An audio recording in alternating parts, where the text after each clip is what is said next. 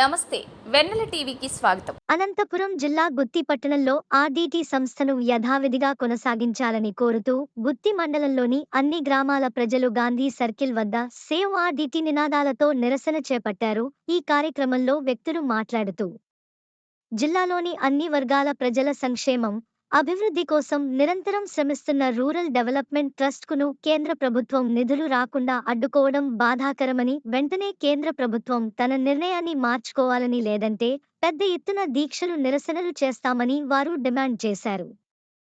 ఈ కార్యక్రమంలో ఆర్డీటీ సభ్యులు మిద్దె ఓబులేష్, రామాంజనేయులు, రామదాసు, గద్దల నాగభూషణం, గద్దల కార్తీక్, మల్లికార్జున, ఆర్డీటీ సభ్యులు, ఆర్డీటీ లబ్ధిదారులు పాల్గొన్నారు.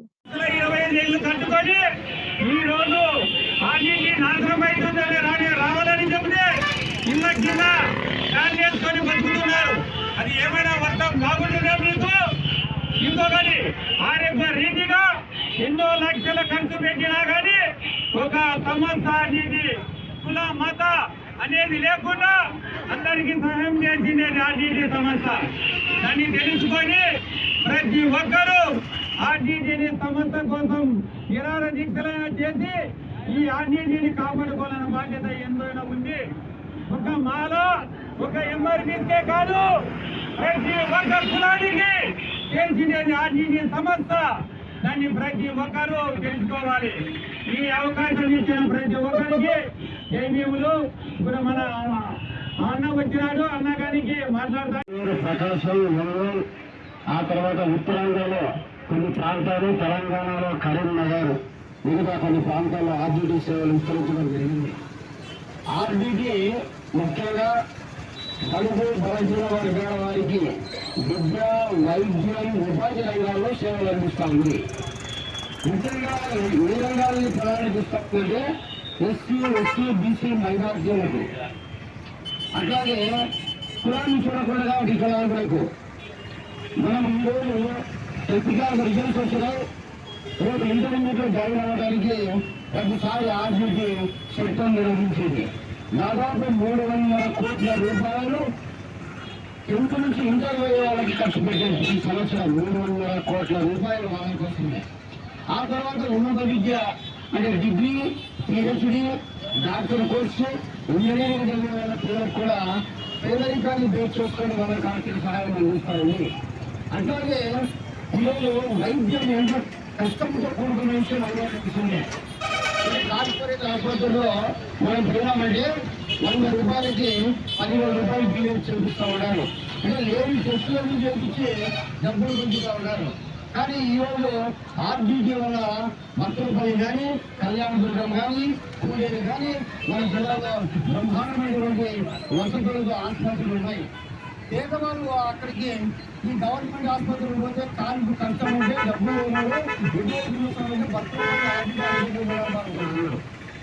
అంటే ఆర్డీటీ పేద ప్రజలకు వరకున్నాయి. విద్య, వైద్యం, మనుషులు బ్రతకడానికి ఉపాధి సంపాదించుకోవడానికి పేద వర్గానికి విద్య అనిపిస్తూ ఉంది. ఆ తర్వాత వైద్యం అనిపిస్తూ ఉంది. ఆ తర్వాత మా పిల్లలు దురదృష్టవశాత్తు వికలాంగులుగా పుడితే ఆ వికలాంగులను తల్లిదండ్రులు అసహించుకుంటారని కానీ ఆర్టీలో పనిచేసేటువంటి వర్కర్స్ ఎవరు కూడా అసహించుకోవడం లేదు. వీళ్ళు పుస్తక సముద్రం కానీ, కళ్యాణదుర్గం కానీ, లేదా అనంతపురం వైద్యం పూర్తి చేస్తే వికలాంగులకి ఎటువంటి సేవలు అందిస్తా ఉన్నారు ఫాదర్ జనరల్ గారు మనందరికీ కూడా అర్థమవుతుంది. అంటే తినడానికి తిండి ఎక్కడ తినాలో తెలియదు, పట్టి ఎక్కడ పెట్టుకోవాలో తెలియదు, ఎలా భరించాలో తెలియదు. అలాంటి వికలాంగులందరినీ ఒక చోట చేర్చి వాళ్ళని కన్యాక్షరాన్ని ఎక్కువ చూసుకుంటూ వాళ్ళకి విద్య, వైద్యంతో పాటు చదువు అందిస్తూ ఉంది. గర్భవతులకి పౌష్టికాహారం అందిస్తూ ఉంది. ఈరోజు ఉన్నత విద్యలో ఇంజనీరింగ్ పిల్లలకి డబ్బులు అందిస్తూ ఉంది. ఇలా వివిధ రకాల సేవలు అందించేటువంటి ఈ సేవలన్నీ కూడా కేవలం ఈ అనంతపురం జిల్లాలో ముఖ్యంగా ఎస్సీ వర్గాలకు అందుతూ ఉన్నాయి. ప్రాణంగా ఎక్కువ భాగం. ఆ తర్వాత బీసీలకు అందుతూ ఉన్నాయి. కేంద్రీకంలో ఎవరింటో వాళ్ళకి అందుతూ ఉన్నాయి. మరి ప్రభుత్వం చేయలేని కార్యక్రమాలు ఈరోజు ఆర్డీటీ సంస్థ చేస్తూ ఉంది. అందుకు ప్రభుత్వం సిద్ధపడాలి. అది పోయి ఆర్డీటీ ఈరోజు అకౌంట్ సరిగా లేని ఉద్దేశంతో కేంద్ర ప్రభుత్వం కావాలని ఆర్టీడీ సంస్థకు ఎస్సీఆర్ఏ నెంబర్ రెన్యువల్ చేయటం లేదు. ఎస్సీఆర్ఏ అంటే ఫారిన్ కాంట్రిబ్యూషన్ రిజిస్ట్రేషన్ యాక్ట్ అని చెప్పి ఒక చట్టం ఉంటుంది. విదేశాల నుంచి డబ్బులు రావడానికి ఆ నంబర్ అవసరమా? ఆ నంబర్ 3 ఏళ్ళకి ఒకసారి పునరుద్ధరిస్తారు. ఆ నంబర్ పునరుద్ధరించకుండా కేంద్రంలో ఉన్నటువంటి బీజేపీ ప్రభుత్వం ఈరోజు అడ్డుకోవాలి వేసి ఆర్టీడీకి నిధులు రాకుండా అడ్డుకుంటా ఉంది. అంటే ఎవరైతే పేదరికాన్ని నిర్వహిస్తామని ప్రయత్నం చేస్తా ఉన్నారో వాళ్ళకి డబ్బులు రాకుండా అడ్డుకుంటే ఈ ప్రజలందరూ కూడా అడుక్కునే స్థాయిలో ఉండాలి. మేము ఇచ్చే పథకాల కోసం ఎదుర్కొనాలి. విద్యము, వైద్యము, ఉపాధి రంగాల్లో ముందుకు పోతే మా ప్రభుత్వాన్ని ఎక్కడ చేయాలని ఉద్దేశంతో కేంద్రంలో ఉన్నటువంటి బీజేపీ ప్రభుత్వం ఉద్దేశపూర్వకంగా ఆపరేషన్ చేస్తున్నారు. కాబట్టి అనంతపురం జిల్లాలో ఎవరైతే అభ్యున్నారు వాళ్ళందరూ ఈరోజు వాళ్ళకి ఇల్లు ఇచ్చినారు, పొలాలకు రైతుల పొలాలకి బాగుపడడానికి డబ్బులు ఇచ్చినారు, వాళ్ళకి రైతులు పంపించినారు, పిల్లల చదువులకి సహాయం చేస్తారు. కాబట్టి ఈ ఆర్టీడీ సమస్యను కాపాడుకుంటున్న బాధ్యత ఈ అనంతపురం జిల్లాలో ఉంది. కాబట్టి అనంతపురం జిల్లాలో ఇప్పటికే అనేక మండలాల్లో ఉద్యమాలు జరుగుతూ ఉన్నాయి, ఊరేగింపులు జరుగుతూ ఉన్నాయి, రాష్ట్ర జరుగుతూ ఉన్నాయి.